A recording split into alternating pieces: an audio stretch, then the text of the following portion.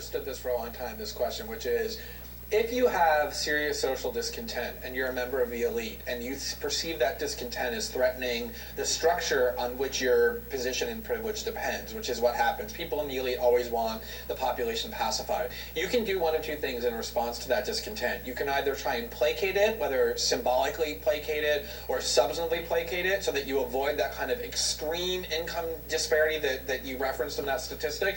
So you even things out just a little bit more, however much you need to calm people down, or you consolidate your own power so that even if people become discontent, there's nothing they can do to you because you've created this massive militarized state, this massive surveillance state. Our elite seems to be doing the latter, and very little of the former, if any. And the reason that's so surprising is because if you look at that, what's happening in Greece, and you see that elsewhere, and you see it in Hungary, you see it in Spain, in Portugal, you've even seen it in London.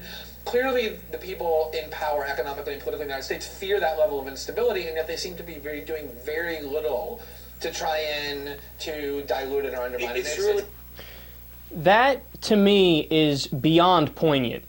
Because, look, I remember when I was a college student, I was a poli-sci major. One of the professors who I respect very much, I was after class with him having a conversation because I'm a nerd like that. And he was basically saying, look, man, when you read the history of the United States of America, particularly going back to before the Great Depression, during the Great Depression, and after the Great Depression, the leaders of the United States, and not just the politicians, we're talking about like the absurdly rich families, like the 0.001%, they were deathly afraid of a revolution due to the Great Depression. They were afraid of essentially a communist or a socialist revolution.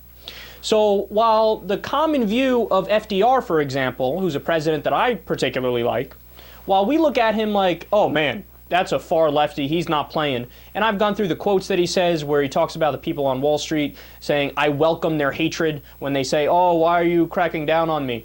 And the reality of the situation is that FDR wasn't even necessarily far left wing. FDR and the New Deal and what he did to combat the Great Depression was essentially a last-ditch effort to avoid a revolution.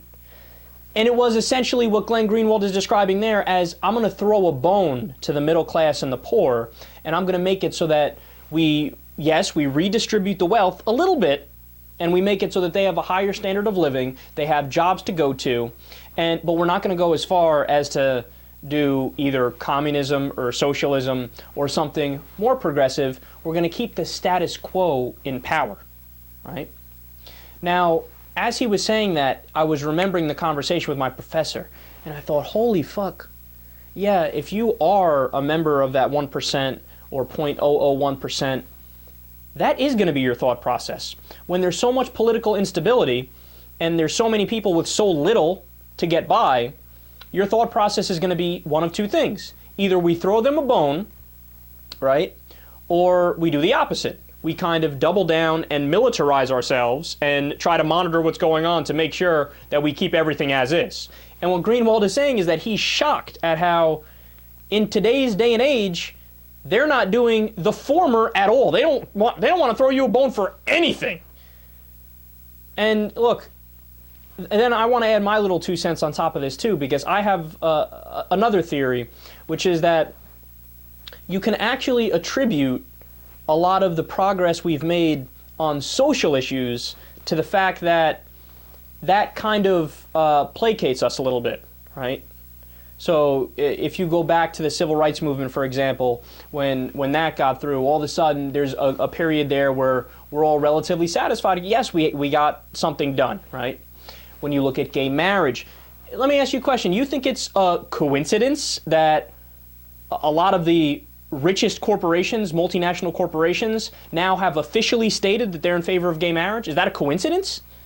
No, it's not a coincidence. It's a way to try to say, look, we're reasonable. Look, we're on your side. Yeah, give me all the money. Give me all the money, though. Give me all the money. You stay poor. But yeah, we love gays.